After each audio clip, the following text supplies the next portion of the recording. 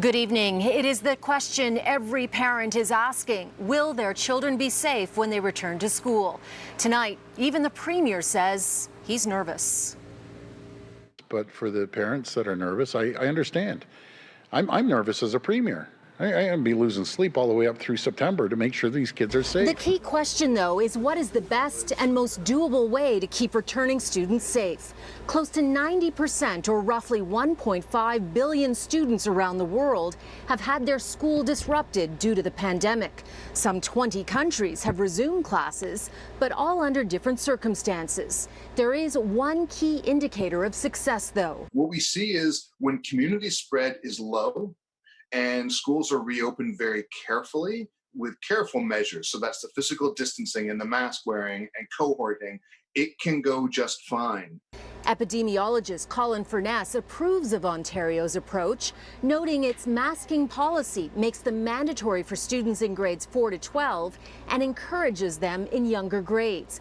What parents, though, are concerned about the most is distancing in elementary grades. The government is hoping elementary students will be 2 meters apart, but are not reducing class sizes. 2 meters is optimal.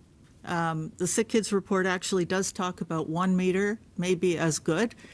We are hoping for 2. Change the 3-word change. Many teachers argue with 20+ children in a class, that distancing isn't possible.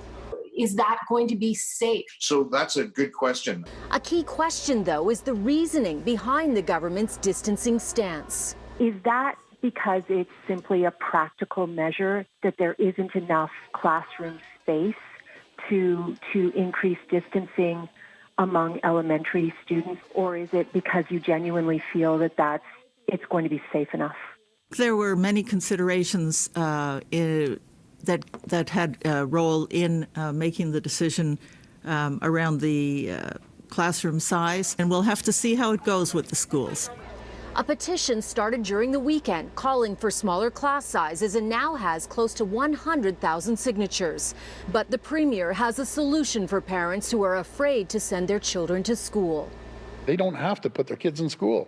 They can keep them home and do online learning. So Epidemiologist Colin Furness says he'd like to see as many classes in the elementary grades as possible be held outside, and he'd also like more testing, like those pulse oximeters that can go on a child's fingers. They're painless and quite accurate, he says.